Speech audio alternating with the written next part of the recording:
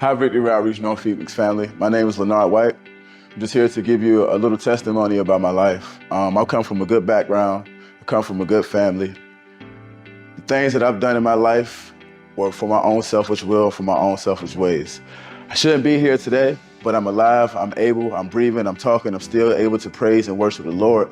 You know, I've overdosed multiple times, but it was one point in time where I was living in Atlanta, Georgia, and I wanted to get high really bad one night. You know, and I ended up meeting somebody on the train who ended up giving me what I now know was fentanyl. So I'm just using it on the train, and I don't remember, only thing I remember is waking up in front of the train station with the ambulance in front of me, the police officer in front of me, and then I blacked out again. And the next thing you know, I woke up, I was in the hospital. And I remember vividly, the lady had came up to me and asked me, was I seeing things?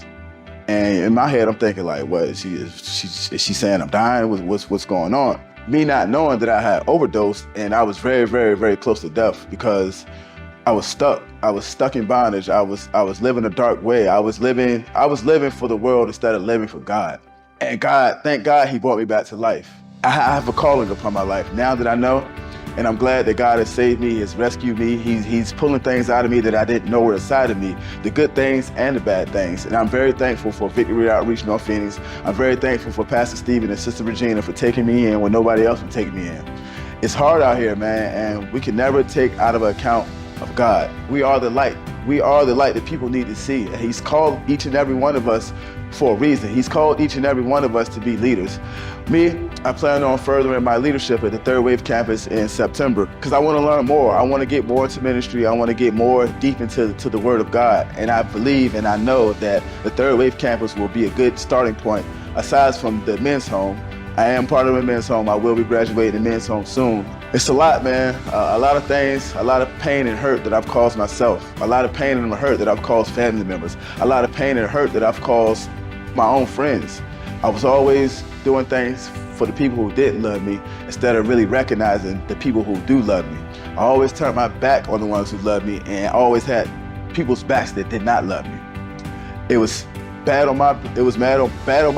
It was bad on my part.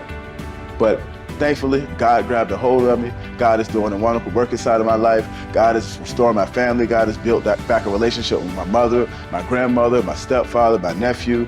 It's a beautiful thing, and it's all because of me surrendering to his will and walking in what he has called me to walk in.